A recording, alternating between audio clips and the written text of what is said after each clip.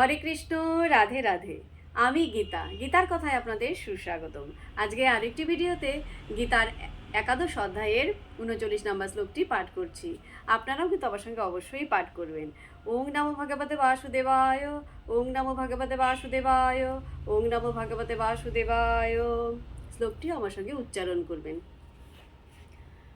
বায়ু যম অগ্নি বরুণ শশাঙ্ক প্রজাপতি তম প্রপিতামহ চ নমো নমস্তে অস্তু সহস্রকৃত্য পুনঃ চ ভূয় অপি নমো নমস্তে।